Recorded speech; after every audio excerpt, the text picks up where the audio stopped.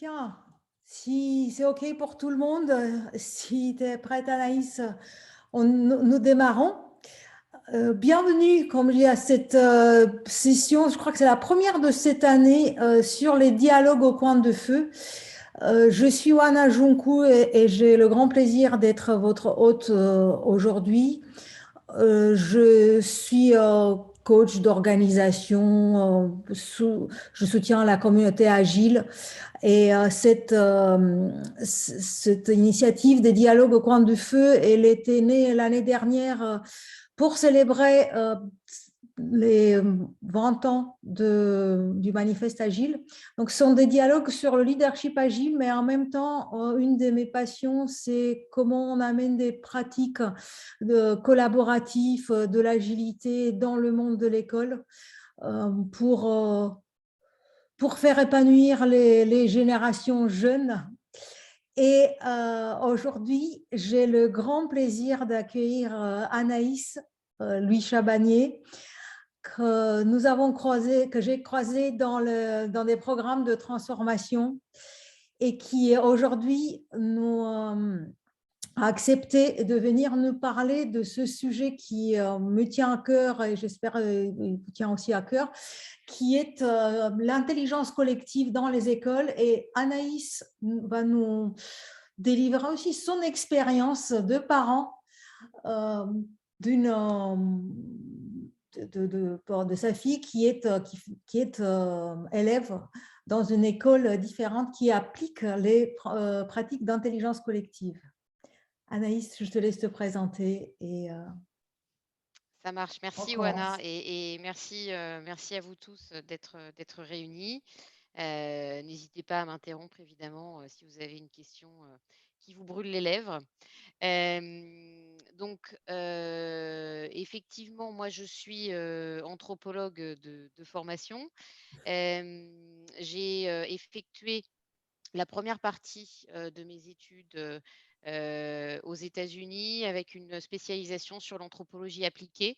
Donc, dès le départ, mon intention, c'était d'utiliser l'anthropologie, mais pour l'appliquer. Alors, je ne savais pas encore à quel domaine, mais en tout cas, quand on étudie l'anthropologie appliquée, on étudie par exemple des cas d'anthropologues qui travaillent dans des prisons ou qui travaillent au service de ministères, ce genre de choses. Voilà. J'adorais aussi la primatologie, et donc ça a été un vrai choix à faire à cette époque et je suis toujours passionnée de primatologie. Les primates, les grands primates, nous apprennent énormément de choses sur nous puisque nous en sommes. Ensuite, j'ai effectué la deuxième partie de mon cursus d'anthropologue, en Angleterre, plus spécifiquement sur l'économie des pays en voie de développement. J'ai donc, démarré l'application de l'anthropologie dans une ONG, en Afrique, j'en suis sortie parce que, l'humanitaire est un monde, c'est une entreprise, l'humanitaire et que je ne m'attendais pas forcément à ça. Donc du coup, je suis revenue, à ce moment-là en France et j'ai, intégré BNP Paribas. J'y travaille depuis, 2007,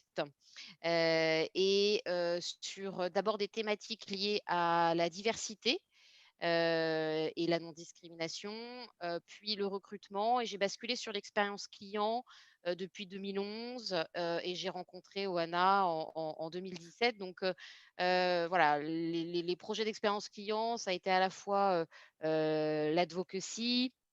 Aujourd'hui, je travaille sur le positionnement de BNP Paribas dans les environnements urbains, sur toutes nos solutions extra-bancaires. Donc, voilà, l'idée, c'est que j'utilise, l'anthropologie aujourd'hui pour travailler, voilà, au service des groupes, et pas au service des individus. Ça, c'est plus une approche de psychologie.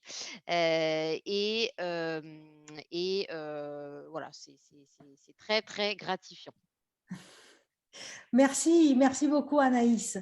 Et alors justement avec ta passion pour à observer les interactions entre humains avec ton regard d'anthropologue, qu'est-ce qui te, qu'est-ce qui te passionne, toi, et qu'est-ce que tu as observé dans cette expérience d'un parent, pardon, d'une école qui essaie d'appliquer l'inclusion, la diversité, l'intelligence collective.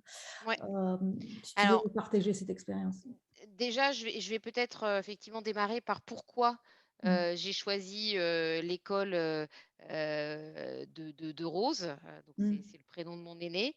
Ma cadette n'y est pas encore puisque c'est une école qui, accepte les élèves qu'à partir de la grande section de maternelle et que ma dernière est encore qu'en petite section. En fait, donc, l'intelligence collective et les méthodes agiles, je les ai vraiment découvertes, au contact d'Ohana notamment. Donc, sur le tard par rapport, au parcours que j'avais.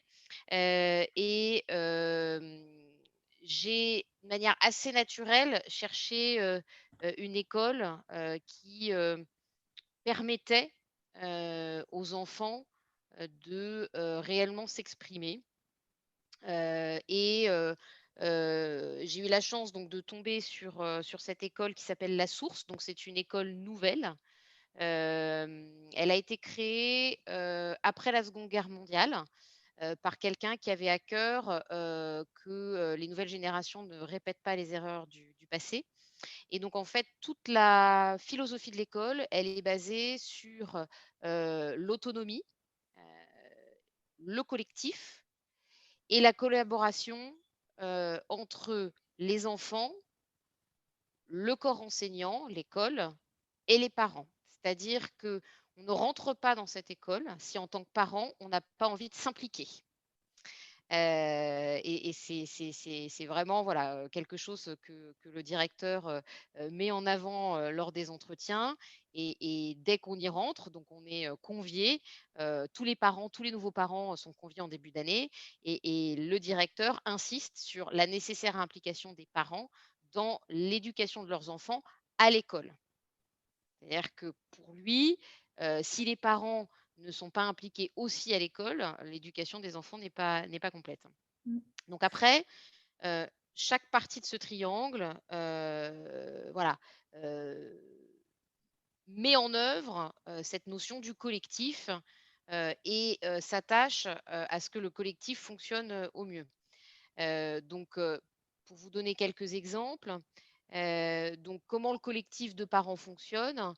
Donc on élit des délégués qui, au niveau de chaque classe, doivent organiser, des événements et se mettre au service, des autres parents. Donc, là, en temps de covid, je suis déléguée dans la classe de ma fille, j'ai pu expérimenter, voilà, ce que ça voulait dire et faire la différence aussi avec l'école de ma plus petite. On est, voilà, encouragés à rejoindre. Il y a 3 associations, à la source qui mènent des projets pour l'école, qui votent le budget participatif de l'école s'il y a des travaux à réaliser et cetera. Le collectif de l'école, il repose sur des enseignants qui sont, très polyvalents. On a un directeur qui fait la plonge, par exemple, et qui s'y attache. Les enfants sont habitués à interagir avec tous les enseignants. Ils ont, au final, voilà, leur instituteur, leur institutrice, ça va jusqu'à la terminale, hein, donc après leur professeur. Mais ils connaissent très bien le corps enseignant dans son ensemble et au final, tout le monde peut interagir. Mm. Le tutoiement est encouragé, dans cette école. Donc, voilà, pour les enfants, c'est un endroit qui est à l'aise. Je vais faire peut-être une pause à ce niveau-là, si Johanna, tu veux interagir, parce Bien qu'après, sûr. il y a l'enfant et comment il vit l'intelligence collective qui est le plus important, mais je voudrais pas monopoliser la Bien, parole si on veut à un moment bien donné, sûr. s'interrompre. Oui, déjà, je crois que j'ai au moins 10 questions qui sont en train d'essayer de sortir, parce que pour moi, c'est très, très intéressant ce que tu dis. Je voulais juste faire une petite précision processus dans le dialogue.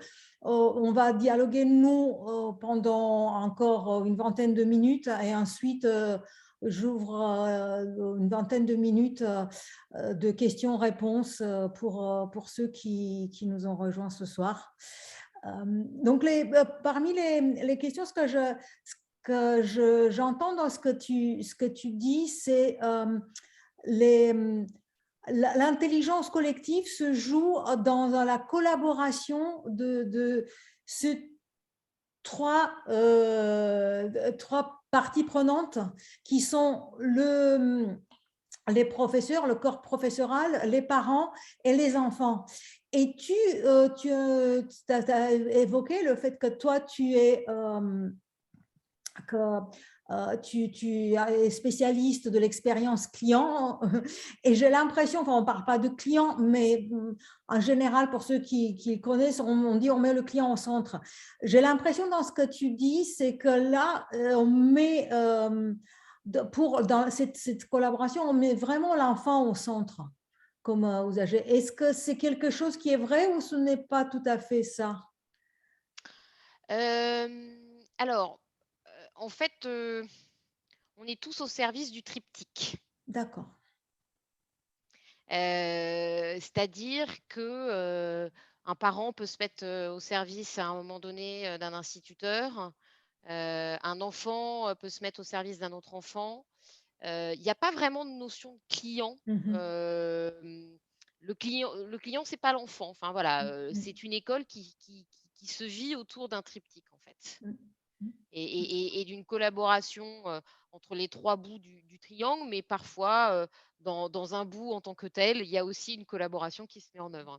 Je vais vous expliquer un peu comment l'enfant, vit, l'école, les grands principes qui sont mis en place, ça peut-être donnera des éclairages. Donc du coup, je vous disais, tout est mis, tout est misé sur l'autonomie de l'enfant, et donc ils ont un outil principal, qui est le système des ceintures. Donc pour l'enfant, il est très clair que, son objectif, c'est d'être, là à la fin du CP, ceinture verte. Donc on démarre par une ceinture blanche, puis une ceinture, jaune, orange et verte et en fait dès le début, l'enfant voit bien, qu'est-ce qu'il doit, atteindre, pour être, ceinture verte, ce qui est pas, forcément, on en a discuté, parfois avec les enseignants, un objectif en tant que tel, hein, parce que voilà, chaque enfant a son rythme. Mais en tout cas, l'enfant sait, que son objectif final, c'est d'être ceinture verte et en fait, quand on regarde à l'intérieur de ça, voilà, il y a des choses comme, je suis en mesure d'aller chercher mon travail tout seul. Voilà. Ou je suis en mesure d'aider les autres à résoudre leurs conflits. Donc, voilà, l'idée, c'est que l'enfant doit progressivement, atteindre un niveau maximum d'autonomie. Les enfants n'ont pas de surveillance, dans la cour. Au niveau de la grande section de maternelle, ils sont dans un petit jardin, où l'enseignante, n'est jamais très loin, mais c'est de moins en moins vrai et dès le CP, voilà, ils sont globalement, tous ensemble, hein, avec des lycéens dans la cour et donc pour que, ça se passe bien, en fait, l'école a mis en place un système de médiateurs. Donc les médiateurs sont élus par leur père. Donc ce sont les enfants qui élisent, les enfants médiateurs. Un enfant peut refuser d'être médiateur s'il n'a pas envie, mais bon, en général, il accepte et il porte un gilet pendant les récréations ou les temps, dans la cour, autour du déjeuner et si toutefois 2 enfants n'arrivent pas à résoudre, leur conflit, un médiateur peut intervenir. Les médiateurs ont des formations et globalement tous les enfants sont formés à une méthodologie canadienne qui s'appelle le Pacifique. Donc dès la maternelle, en fait, les enfants ont des cours notamment d'empathie. Donc on leur apprend en fait, les bases de, si moi je ressens ça, l'autre en face de moi ne ressent pas forcément la même chose. On leur apprend les bases du questionnement, pour découvrir, le sentiment, d'une personne ou pourquoi, la personne a agi de telle ou telle, manière. Les enfants sont encouragés à s'exprimer au travers de 2 plateformes. La première, c'est le Quad 9. Donc pareil, dès la maternelle, en fait, chaque matin, 3 enfants ont l'opportunité de s'exprimer sur le sujet de leur choix et plus ils grandissent, plus on va leur demander de support et ils sont encouragés, les enfants qui reçoivent l'information, à poser des questions. Normalement, au moins 6 questions, doivent être posées à l'enfant qui présente. La deuxième plateforme d'expression, c'est le conseil. Donc en fait, ils font des rétrospectives toutes les semaines, les enfants. C'est les vendredis et l'idée de leur rétrospective, c'est d'améliorer leur vie ensemble. Donc pour vous donner quelques exemples, ce sont les enfants qui ont décidé interdire les cartes Pokémon, à l'école. Il y a eu un problème à un moment donné, de papier de toilette, quelqu'un, qui utilisait trop de papier toilette, dans les toilettes et ça a été réglé au travers du conseil. Donc enfin voilà, ils ont leurs problématiques d'enfants. Ils ont aussi, des discussions beaucoup plus, profondes lors des conseils. Il se trouve que, on voit bien que la violence, elle augmente, dans les écoles, même comme dans une école, comme la Source. Et ils ont l'occasion de s'expliquer, et de voir comment, en tant que groupe, ils peuvent améliorer certaines choses. Évidemment, chaque enfant est, invité à exprimer son talent, qui il est et donc du coup, ils ont dès la maternelle des enseignements comme de l'anglais, comme de l'art plastique, des modules supplémentaires en sport, et cetera. Ils ont des travaux autonomes, et malgré la réforme de l'éducation, nationale, il y a eu quelques années, ils ont réussi à maintenir des temps, de travail autonome pour les enfants, pour qu'ils puissent aller chercher ce sur quoi ils avaient envie de travailler. Et les enfants ont des métiers à la source, ça change de manière régulière. Bah, il y a ceux qui nettoient la cantine, il y a ceux qui comptent les agendas le matin, il y a ceux qui comptent les présents le matin, il y a ceux qui lisent le menu aux autres, il y a ceux qui rangent le coin jeu, et cetera. Et voilà et ça tourne régulièrement et c'est les enfants qui décident, de leur métier. Et globalement, régulièrement, les enseignants ont des temps, de check et de récompense sur la manière dont le collectif fonctionne.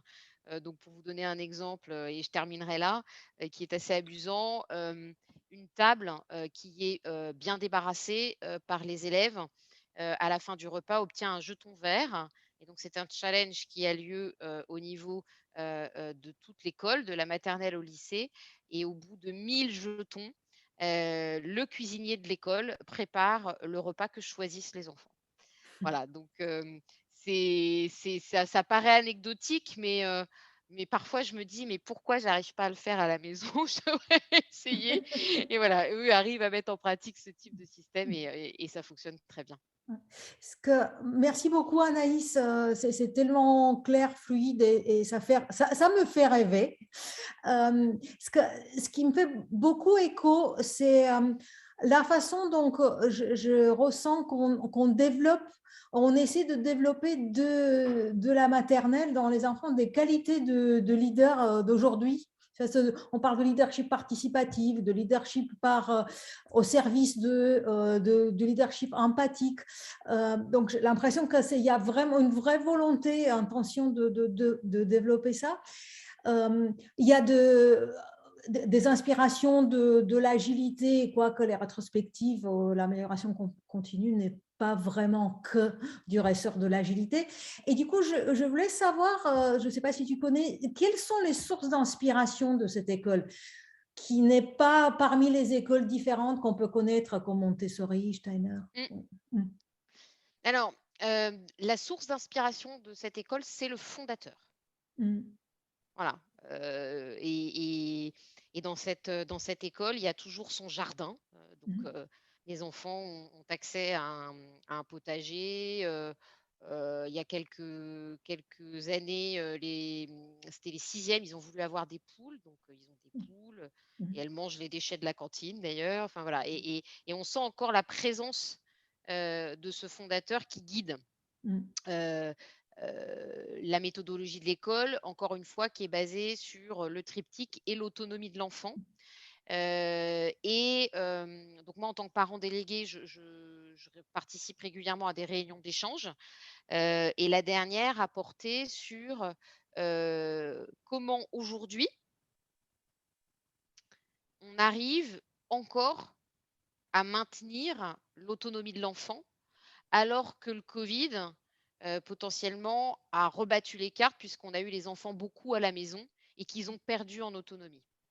Donc, pour répondre à ta question, la source d'inspiration, c'est ce que le fondateur a voulu mettre en place et c'est leur corde de rappel. Pour autant, ils vont chercher, par exemple, la méthode Singapour pour les mathématiques, il y a des choses qui, moi, me font penser évidemment à la méthodologie Montessori. Donc j'avais eu cet échange avec un enseignant de savoir un petit peu comment il fonctionnait par rapport à ça et en fait, ils se tiennent informés, voilà, de globalement les méthodes pédagogiques de par le monde, comment elles évoluent. La méthode du Pacifique, par exemple, c'est une méthode canadienne que je vous ai évoquée. C'est un enseignant qui, à un moment donné, l'a découverte et donc voilà, ils vont chercher un petit peu Mhm. partout, puiser un peu partout et ils essayent d'adapter à l'école. D'accord. Donc, si je comprends bien, ils cherchent ces méthodes, mais pas forcément dans le domaine de l'éducation. La méthode pacifique, telle que j'ai cru comprendre, c'est une méthode de résolution de conflits ou de médiation. Je suppose que ça vient Qui a du été domaine de créée la pour médiation. les enfants pourtant. Ça a été D'accord. créé pour les enfants. Mm. Ouais, ça a été D'accord. créé pour les enfants et j'avais adoré, parcourir, les exercices de Rose dans son cahier. C'est extraordinaire, quoi. Est-ce que tu peux nous donner un exemple, du coup, Je demandais à si ma tu te fille qu'elle souviens, aille me hein, si chercher tu- son cahier alors que je me souvienne, hem, alors un assez basique, consistait à, en fait, relier, des émoticônes Mm. à des scénettes Mm. qui, ressemblaient à, une situation réelle. Enfin, c'était, un dessin d'une situation réelle à l'école. Voilà, de bien identifier les expressions faciales avec une décomposition selon les différents acteurs de la scène. Excellent. Ce genre de choses, quoi. Effectivement, enfin, la manière dont l'empathie était expliquée, j'avais adoré aussi. Enfin, voilà, je m'étais dit: «C'est génial que tu apprennes ce que c'est que l'empathie, à ton âge, quoi». Oui, oui, tout à fait, tout à fait. C'est très précieux et c'est extraordinaire. Ce que je voulais faire une remarque, du coup, t'inviter si tu avais d'autres exemples. Quand tu avais parlé de l'exemple de la cantine et la table la mieux nettoyée, euh, vraiment, j'ai beaucoup apprécié la façon dont cette récompense et au bénéfice du collectif. Parce qu'on fait beaucoup de jeux de perks, tu vois, que l'on gagne, mais ça reste dans la compétition. Et j'ai beaucoup aimé, comme dans ton exemple, personnellement, c'est qu'en fait, il y a une récompense de l'équipe table, mais qui à la fin, elle est mise au service de toute l'école parce que c'est un repas qui est fait pour tous. Euh, Est-ce qu'il y a d'autres exemples dans ce sens-là? Est-ce qu'il y a justement euh, un soin de ne pas créer un esprit de compétition ou de voilà Hem, alors, pas d'esprit de compétition, je dirais, ça démarre par le pas de notes. Il y a pas de notes, voilà. Hem Et après, la maîtresse, elle emploie souvent tous ensemble. C'est-à-dire que, pour vous donner un exemple, là, ils ont eu la chance de faire un un voyage pédagogique autour du cirque. Ils devaient partir, au mois de janvier et dès le démarrage, l'institutrice a dit de manière, «S'il y en a un qui a le covid, on partira pas. Tous les enfants doivent partir. C'est pas possible autrement». Elle a souvent cette expression, c'est: «Si on le fait tous ensemble, on va y arriver tous ensemble», donc après ça fait partie de l'ADN des enfants. Quand ils entendent ça en permanence, voilà. Hem, donc hormis ça, ouais, non, j'aurais pas d'autres, exemples comme ça qui me vient en tête, mais Oui, merci, c'est déjà vraiment très, très, très intéressant et précieux ce que tu dis, ce qui me fait penser justement qu'on crée aux enfants cette ADN, pour reprendre tes propos, ton expression, euh, pour créer un climat dans lequel le collectif est la source de la performance. C'est-à-dire qu'on n'essaie pas de performer pour laisser au bord de la route. Tu sais, ce qu'on peut, qui peut être un des croyances dans les entreprises. Justement, on essaie de hiérarchiser, de dire que voilà, il y a cette croyance, tu me diras si tu penses que mon observation n'est pas juste, mais c'est ce que j'ai cru voir dans les entreprises, c'est que si on est trop collaboratif, c'est anti-performant. Mhm. Et du coup, ce qui me semble intéressant dans ce que tu dis, c'est que finalement, les enfants ont dans l'ADN cette approche quand ils seront plus grands pour défaire cette croyance. Ouais, oui, je pense, je pense. Alors après, ce qui est intéressant, c'est de voir que, un collectif, il fonctionne pas, si, on fait pas attention à chaque individu. Mm, Donc, dans ce collectif, aujourd'hui, il y a forcément des enfants, voilà, que la maîtresse a identifiés comme ayant, plus enfin, nécessitant plus de temps. C'est comme ça qu'elle le fonctionne. C'est il a besoin de plus de temps ou elle a besoin de plus de temps, pour, arriver à lire, ou pour arriver à calculer et en fait, ce que fait, la maîtresse, c'est qu'elle, elle a des temps de travail, individuels avec les enfants. Elle les prend 4 par 4 après chaque repas. mm,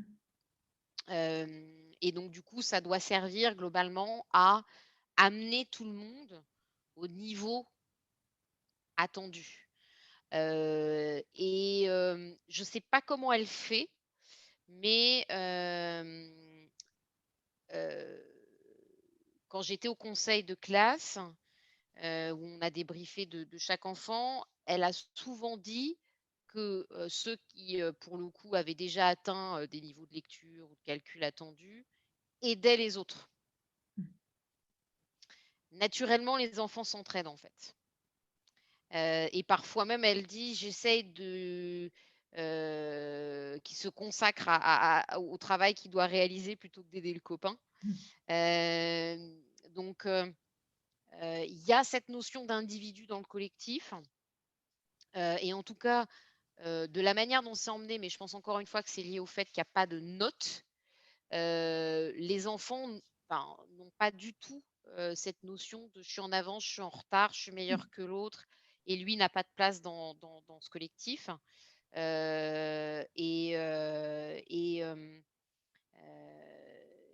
C'est assez marrant parce qu'ils gardent des problèmes d'enfants. Donc, il y a, forcément à un moment donné une tête de turc ou quoi, mais c'est marrant parce que c'est jamais la même. Et pour le coup, dans leur classe, il y a un enfant qui a malheureusement, des problèmes, il est très, très violent, bah, parfois, il exprime sa violence envers les enfants et quand je pose la question à Rose de, comment ça s'est passé aujourd'hui et qu'il y a eu un problème, c'est jamais bien grave, en fait. Alors de mm, notre point de vue de parents, on se dit: «Mais non, c'est pas possible, il a pas fait ça aujourd'hui» et en fait, les enfants passent très, très vite à autre chose. mm. C'est vraiment ce que tu m'évoques, c'est que finalement, cette approche, c'est vraiment la façon de développer l'inclusivité Mmh. et accueillir la diversité avec tolérance, comme tu dis, Mmh. quand les enfants disent c'est pas bien grave. Est-ce que tu as d'autres exemples de justement parce que tu as évoqué au début l'inclusivité et diversité. Est-ce que il y a d'autres exemples qui te viennent à l'esprit? Des exemples de d'inclusivité? D'inclusivité et même si tu veux sur le triptyque parce qu'on a parlé beaucoup d'enfants, mais tu disais qu'il y a le triptyque, oui. Alors, je dirais que le premier truc qui me vient, à l'esprit, c'est que, mais ça je crois que c'est vrai pour beaucoup d'écoles privées, ce qu'on paye, à cette école est fonction de ce qu'on gagne. Mm.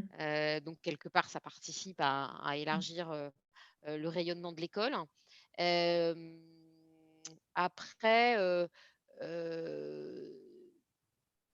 il y a quelque chose qui aide énormément aussi, c'est que, les enfants sont régulièrement en sous-groupe, et donc je pense que, ils ont plus l'occasion, de, mieux se connaître les uns les autres et d'être dans un environnement qui est, propice à ce que, les gens s'entendent et parce qu'il y a moins de bruit, voilà, ils sont dans des conditions, j'en ai conscience, qui sont pas celles, voilà, d'une école publique, qui, mm, fonctionnerait, de manière typique, en région parisienne. mm, Heu, donc effectivement, les conditions de base, sont là, sont réunies, en fait, pour que, encore une fois, je pense que, il y a,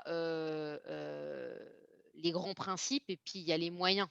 mm, Et si on n'a pas les moyens, les grands principes, on va pas réussir à les mettre, quoi. mm. Très bien. Et une autre question, et c'est peut-être une des dernières que je te pose avant de laisser ma place à ceux qui participent, de poser des questions. Parce que je reviens sur ce que tu as dit qui vraiment, ça a beaucoup résonné, c'est que l'école, le système est au service des trois parties prenantes. Mmh. Euh, comment l'école est aussi au service des enseignants? Comment l'école est au service des enseignants? Mhm. C'est une bonne question. Je ne sais pas si je vais savoir répondre à celle-là. Alors ce que je sais, c'est que, heu, le processus de recrutement, est très, très compliqué pour intégrer la source. Je crois que voilà, les enseignants qui ont une place dans cette école, se battent, pour y être et après je pense que, hem, enfin quand on est enseignant dans cette école, ça doit être le grand kiff quand même. Enfin, je pense par exemple à leurs profs, d'arts plastiques, enfin, alors ils ont, réussi à récupérer de la mairie une vieille bicoque, qui est devenue le studio, de la prof d'arts plastiques. Enfin, je pense que ça doit être, juste le rêve. Elle demande aux parents, en fait, de contribuer, non pas sur tout ce qui est feutre et peinture, mais, sur tout ce qui va être, outils pour, pouvoir créer. Donc, moi je suis allée récupérer, mes parents ont eu un chantier, des vieilles ardoises, et donc là, ils sont en train de voir ce qu'ils peuvent en faire, et cetera. Donc je pense que, enfin, l'environnement en soi est une récompense pour les enseignants.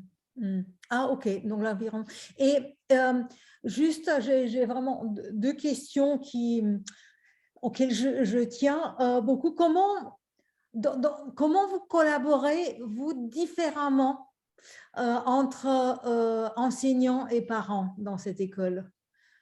Alors, de base, sur, les résultats, des enfants et comment ils se développent, je dirais que, le fait d'avoir des parents délégués qui assistent au conseil, alors, ça se fait, pour le coup pas que dans cette école, hein, mais, la manière dont c'est fait, je trouve est assez intéressant, l'exercice est vraiment hyper détaillé. Il y a des conseils qui peuvent durer jusqu'à 4 heures, pour vraiment se donner le temps de parler du cas de chaque enfant. Heu, donc, hem, donc ça, c'est très chouette. Et reformule-moi ta question parce que quand tu me Oui, l'as posée, j'ai ma question pensé à un truc. oui, ma question était comme c'est une école qui est différente et aussi ça appuie sur ces principes d'intelligence collective. Tu as évoqué les rétrospectives des enfants. Je vais me poser la question comment finalement dans les deux éléments du triptyque qui sont les parents, les enseignants et les enfants, comment les parents et le corps Et les enseignant enseignants, collaborent, mais d'une façon voilà, c'est différente d'une ça. école C'est ça, c'est classique. ça. Oui. Excuse-moi, voilà, donc il y a le conseil, il y a le conseil de classe que je trouve vraiment un temps hyper important et après en fait les délégués sont chargés de débriefer les parents, mais qui se manifestent. Un délégué va pas débriefer, un parent de son enfant si le parent ne se manifeste pas. Mais globalement, voilà, les parents se manifestent. Et encore une fois, je reviens sur le covid. Heu dans l'école de ma petite, j'ai vécu les tests, mais comme une vraie contrainte. C'est-à-dire que, la directrice nous mettait une pression de dingue, alors que de base, en tant que parents, on avait tous envie que ça se passe bien, on n'avait pas envie que nos enfants soient contaminés et on avait tous, globalement, je pense, dans notre cœur de faire tester nos enfants, voilà. Sauf que le truc était vécu super mal et mon mari, qui est délégué dans la classe de ma fille, avait des échanges avec les délégués sur, le protocole. La directrice voulait le changer et donc les délégués se demandaient: «Mais est-ce qu'elle a le droit?» Enfin, c'était juste lunaire, quoi. Et dans l'école de Rose, en fait, hem, la manière dont la chose a été posée et je me souviens très bien de, la maîtresse qui nous a dit d'une manière: «Ensemble, on va y arriver» et elle dit: «J'ai l'intime conviction qu'aucun enfant ne me contaminera et on en sortira». Et en fait, le truc a été super bien vécu à la fois par les parents et les enfants de Mm. la classe de ma fille aînée. Mm. Et moi, je voyais bien les réactions des parents et en fait, dans l'école de Zélie, on se cachait si on avait un enfant covidé. Dans l'école de Rose, les parents, naturellement, sur notre groupe WhatsApp, se disaient: «Ah bah, c'est Léo aujourd'hui qui a le covid. Ah bah, tiens, aujourd'hui, c'est Marius, aujourd'hui, c'est Héloïse» et cetera. Et en fait, c'était comique de voir la différence, quoi. Mais parce que la D'accord. maîtresse a posé, cette notion de collectif dès le départ, en fait. Mm. Juste pour clarifier, c'est Rose, donc elle est dans cette école différente que la source et Zélie est dans une école classique. C'est ta Exactement, deuxième fille. Ta deuxième fille. exactement. Merci beaucoup Anaïs. Vraiment, j'aurais encore un million de questions, mais je veux vraiment ouvrir, ouvrir le micro aux questions de ceux qui nous écoutent, qui nous ont accordé une heure de leur soirée. Et je profite pour le remercier. Il y a déjà Sylvia Perret, Sylvia, qui a une question. Donc Sylvia, dans le chat, est-ce que tu souhaites venir la poser éventuellement? Sinon, je Oui, vais... bonsoir, bien sûr. Désolée, je Bonsoir. peux pas activer la caméra. Oui, Merci beaucoup, Anna. Merci beaucoup, Anaïs, pour cet échange. Et du coup, c'est passionnant d'entendre tout ce que vous partagez. Et du coup, moi, ça me donne envie d'en savoir plus, bien évidemment. Et je me demandais si l'école La Source, en fait, ils partagent un peu sur leur approche et leurs expériences via des événements, ateliers ou même des fois via les réseaux sociaux. Parce que je fais aussi partie de projets de bénévolat en rapport avec justement, on va dire, le changement de paradigme au niveau de l'éducation. Et bien évidemment, des établissements qui pratiquent déjà différemment m'intéressent. Donc voilà. Merci beaucoup. Alors ils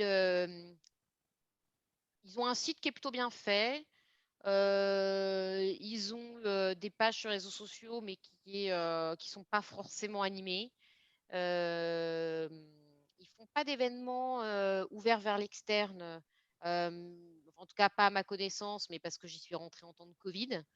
En revanche, enfin, si tu souhaites être, mise en relation avec le directeur, de l'école, ou un niveau en particulier sur une classe en particulier ou d'échanger avec, une discipline en particulier. Je pense par exemple à celle qui s'occupe, de tout ce qui est, médiathèque, qui fait des choses super. Enfin, tu me le dis, puis je te mettrai volontiers en relation pour que tu puisses creuser. Merci beaucoup. merci.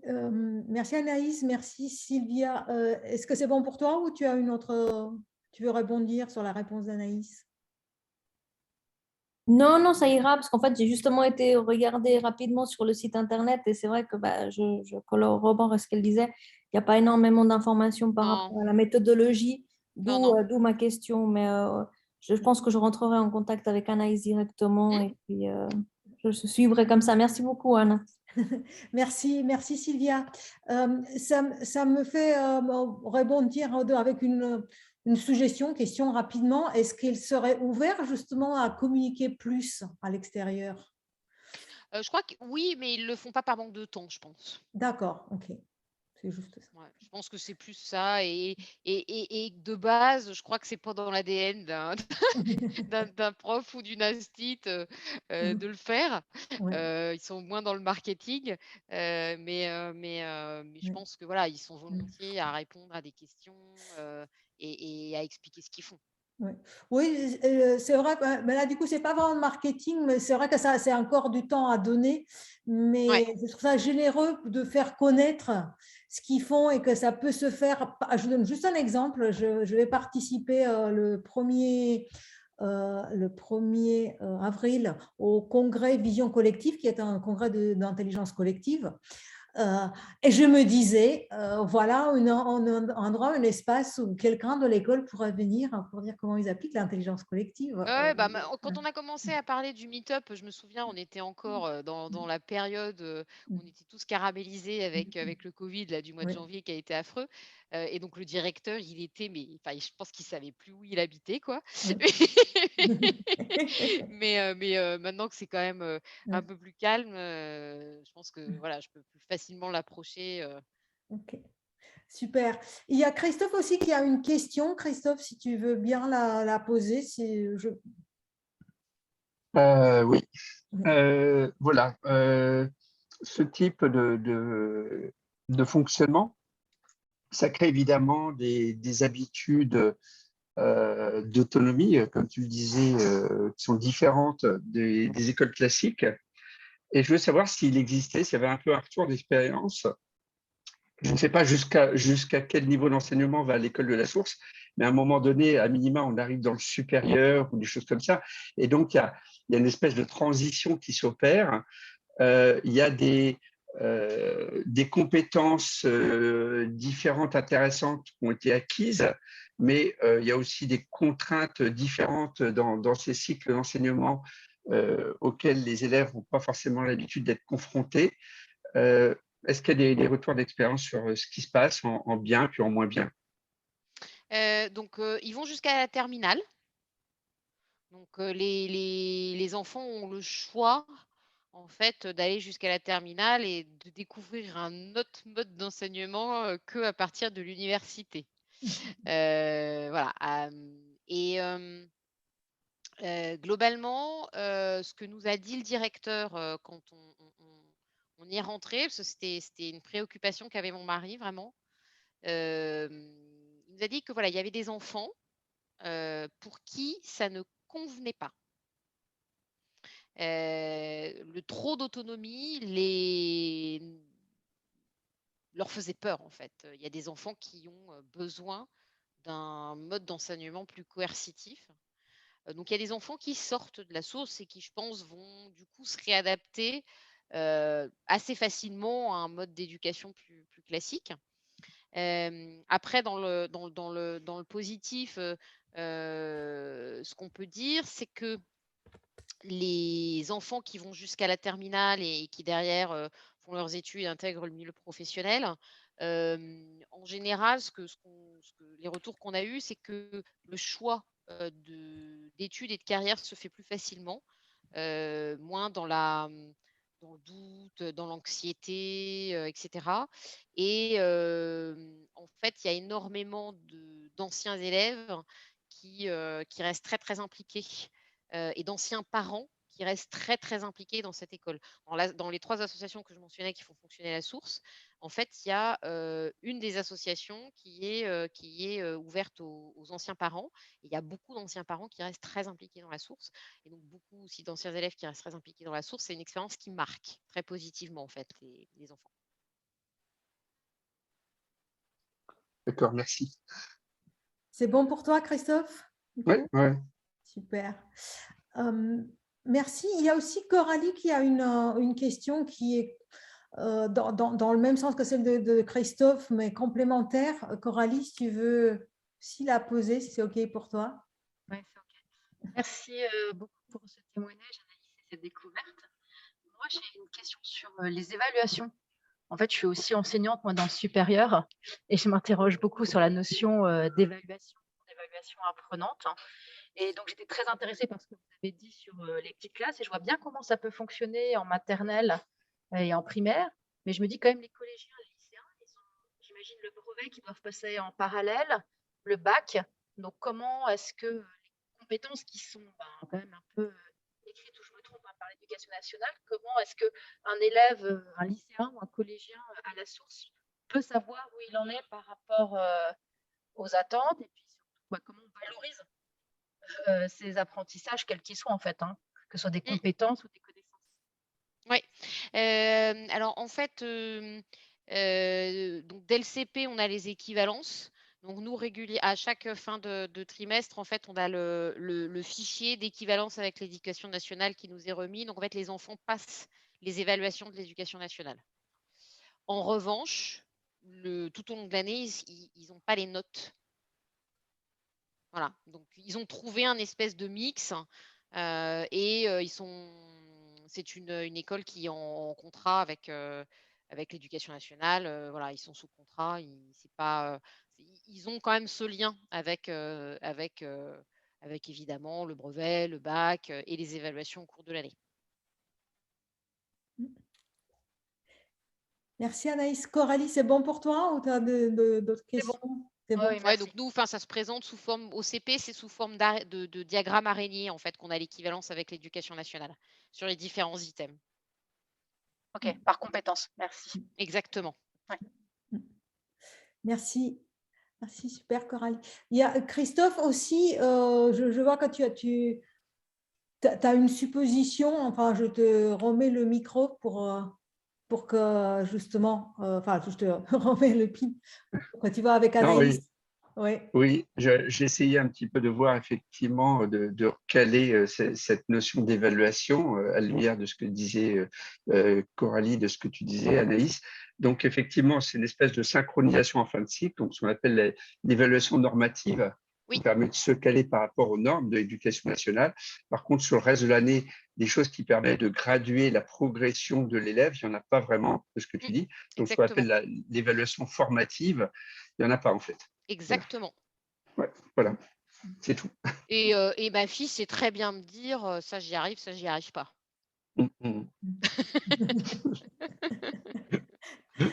C'est ce qui compte en fait. Et je vois moi aussi ce qu'elle arrive et ce qu'elle n'arrive pas à faire. Sans note. Non mais c'est vrai que à vous en parler, je m'en rends compte. Mais je me rends pas forcément compte au quotidien. Mais j'ai pas ce stress des notes en fait. Et tu parlais de l'impact sur les parents. Je n'ai pas un 8 sur 20 qui revient ou un 6 sur 20 qui revient à me dire mais c'est pas possible quoi. J'ai pas ce stress. Et l'enfant non plus du coup. Mais il sait quand même ce qui lui manque là où il doit travailler et progresser. Exactement. Quand même. Exactement. Et collectivement, ils le savent. Enfin, moi, j'ai pu. Donc, encore une fois, j'ai assisté au conseil de classe. Donc, du coup, j'ai eu un débrief global sur où en sont chaque élève. Et donc, en rentrant, je dis à Rose, alors, donc, tes copines avec Loïs, alors dis-moi ce que tu penses de Loïs, etc. Et en fait, elle sait très bien où en est chaque élève dans sa classe. En fait, ça fait un peu écho à un truc que j'avais écouté il y a longtemps, de ça à une conférence Lean Startup, où en fait aux États-Unis, ils ont fait une petite expérimentation, enfin un ensemble de toutes petites expérimentations au niveau de l'école primaire pour voir qu'est-ce qui avait un impact important sur l'éducation. Et la jeune femme qui présentait ça disait on a fait tout un tas d'expérimentations, y compris des gros trucs du genre changer le programme. Et alors, des choses intéressantes, et on voit ça finalement en France aussi, c'est que les gros changements de programme, en fait, ça n'a à peu près aucun impact sur en fait l'apprentissage des enfants. Ouais. Ce qui est une bonne nouvelle, parce qu'en fait, ça n'a pas d'impact négatif non plus, c'est ça que ça veut dire. Oui, c'est vrai qu'on pourrait se poser la question. Voilà.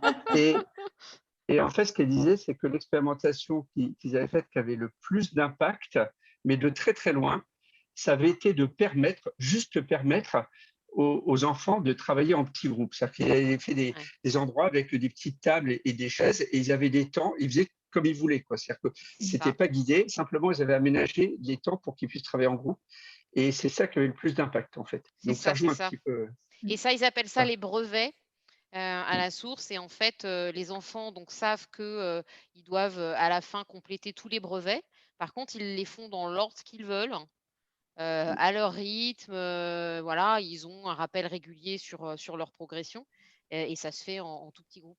Ouais. Ok. Et les petits groupes changent ou il y a des petits groupes qui restent sur l'année du coup? Globalement, ça reste sur l'année. C'est surtout 2 groupes, donc ils sont 24 en tout, donc ça fait un groupe de 12. Sur les brevets, ils peuvent être un petit peu moins nombreux, par 4, ce genre de choses, mais globalement, ils sont 12 par 12. Et ce qui change par contre régulièrement, c'est les métiers. Mm. Ok, merci Anaïs. C'est bon pour toi, Christophe?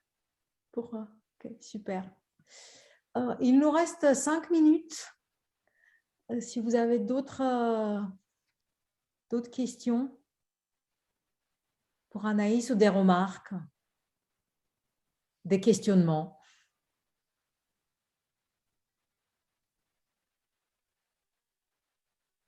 Sylvia, j'ai peut-être une petite question pour Anaïs, vu que tu as 2 enfants et qu'il y en a une qui est dans une école, on va dire, un peu plus traditionnelle et la plus jeune qui est dans l'école La Source.